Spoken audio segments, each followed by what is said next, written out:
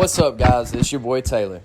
In this video, I'll be showing you how to transition from PVC to Pex B. It's with one simple fitting, a 1-inch PVC by 1-inch Pex crimp straight adapter made by Sioux Chief.